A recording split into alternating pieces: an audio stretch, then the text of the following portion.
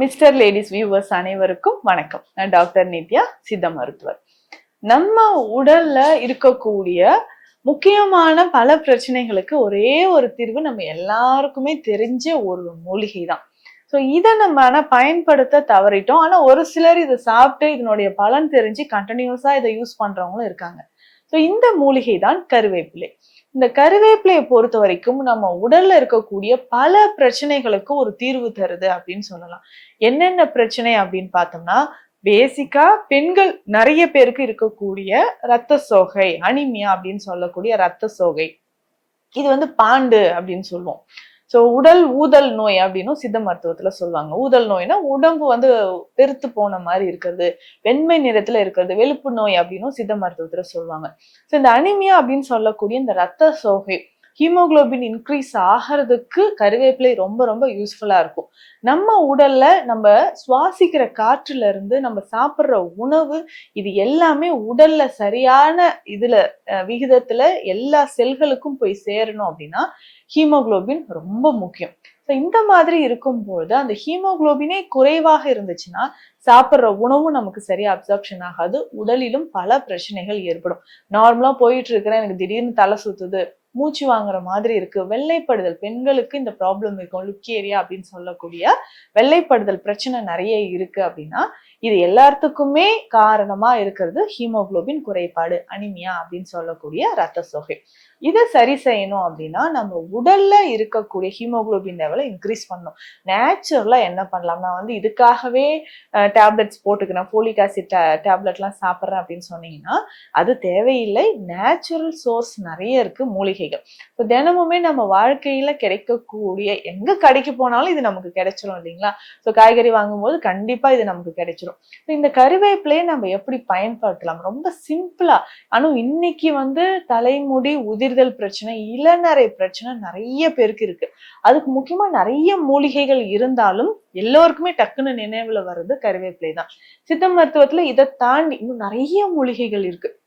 அதெல்லாமே கொஞ்சம் நம்ம கலெக்ட் பண்றதும் கொஞ்சம் சிரமம் தான். நாங்க மருந்தா செய்யும்போது இதை கலெக்ட் பண்ணிட்டு மருந்தோ இல்ல தைல வகைகளோ நம்ம செய்வோம். ஆனா வீட்டுல நம்ம பயன்படுத்தக்கூடிய மூலிகை, எல்லாருக்கும் தெரிஞ்ச ஒரு மூலிகை அப்படின்னு பார்த்தோம்னா கருவேப்பிலை. இந்த கருவேப்பிலை காய் நமக்கு இருக்கு இல்லைங்களா, இதுவுமே அதிகமான மருத்துவ குணங்கள் இருக்கு. நம்ம துவையல் அரைக்கிறோம் இல்ல கருவேப்பிலை ஜூஸ் குடிக்கிறோம்னாலும் இந்த காய் சேர்த்து போட்டு நம்ம பயன்படுத்திக்கலாம். இப்ப ஹீமோகுளோபின் லெவல் அதிகரிக்கணும்னா ரொம்ப சிம்பிளா இந்த கருவேப்பிலை பொடியை எப்படி பயன்படுத்தலாம் அப்படின்னு நான் சொல்றேன்.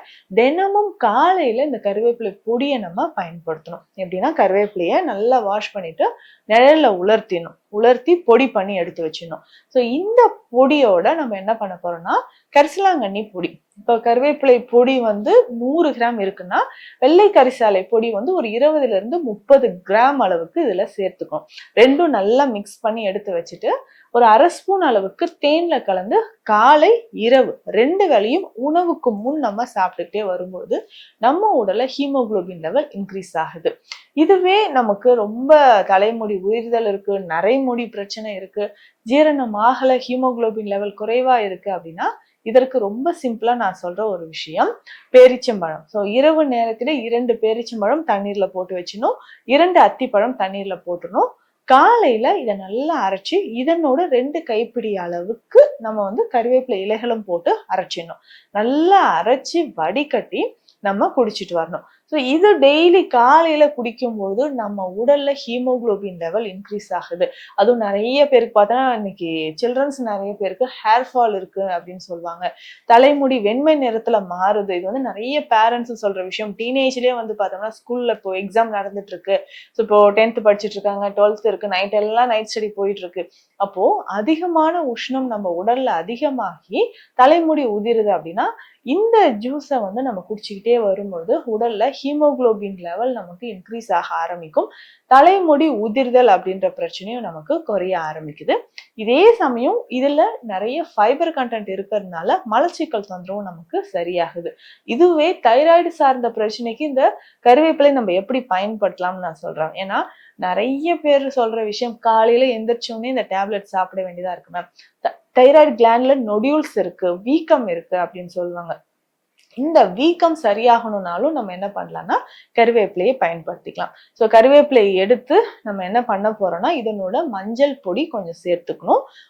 ஒரு 1/4 டீஸ்பூன் அளவுக்கு மஞ்சள் பொடி, அதுலயும் பாதி அளவுக்கு நம்ம மிளகு தூள் இதுல சேர்த்து ஜூஸ் மாதிரி ரெடி பண்ணிக்கணும். ஸோ நல்லா அரைச்சிட்டு ஜூஸ் வடிகட்டி எடுத்து இதை வந்து டெய்லி ஒரு 60 ml அளவுக்கு குடிக்கணும். காலையில எம்டி ஸ்டொமக்ல இது குடிச்சிக்கிட்டே வரும்போது தைராய்டு கிளாண்ட் ஸ்வெல்லிங் இருக்கு, தைராய்டு சார்ந்த பிரச்சனைகள் இருக்குன்னா அதை சரி செய்யறதுக்கு இது நமக்கு இந்த கருவேப்பிலை ஜூஸ் நமக்கு பயன்படுது.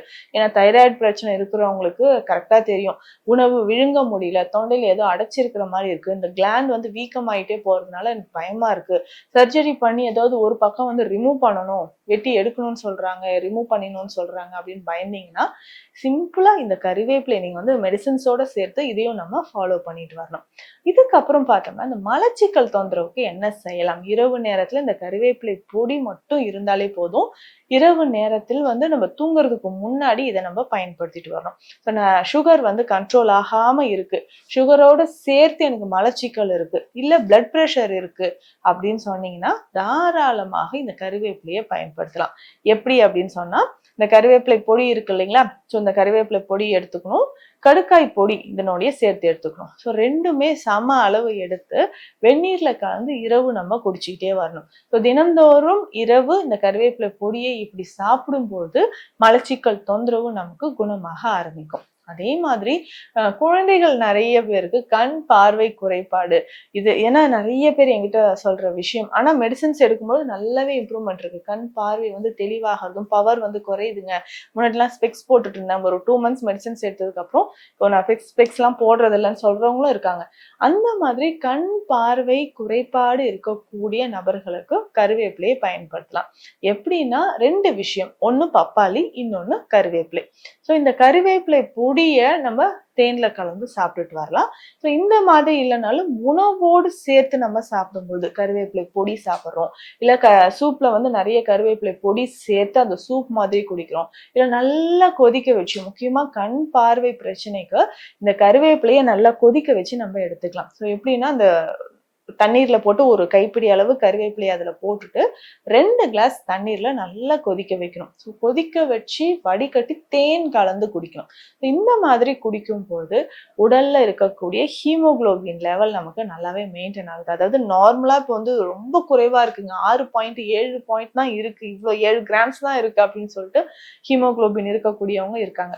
ஸோ இதற்கு இந்த கருவேப்பிலையை இந்த மாதிரி பயன்படுத்தலாம். கண் பார்வை குறைபாடு இருக்கிறவங்களும் இதை கஷாயமாக பயன்படுத்தலாம். இதை தாண்டி நம்ம உடல்ல ஹீமோகுளோபின் லெவல் இன்க்ரீஸ் ஆகுது சித்த மருத்துவத்திலும் நிறைய மூலிகைகள் இருக்கு. இதுல முக்கியமா பார்த்தோம்னா அமிர்தவள்ளி கற்பம் இருக்கு, அன்னபேதி செந்தூரம் இருக்கு. ஸோ இது எல்லாமே நம்ம ரத்தத்தில் இருக்கக்கூடிய ஹீமோகுளோபின் லெவல் இன்க்ரீஸ் பண்ணும். இல்ல நமக்கு வந்து அனிமியா அப்படின்னு சொல்லக்கூடிய ரத்த சோகை இருந்ததுன்னா அதை சரி செய்யறதுக்கு நமக்கு இந்த மூலிகை, இந்த ஒற்றை மூலிகையே போதும் பல நோய்களை குணமாக்குவதற்கு பயன்படுது. ஸோ இந்த மூலிகை, அதாவது கறிவேப்பிலை அப்படின்னு சொல்லக்கூடிய ஒரு அற்புதமான மூலிகையோட மருத்துவ பலன்களை இந்த பதிவுல பார்த்தோம். மீண்டும் அடுத்த பதிவில் சந்திக்கலாம். நன்றி.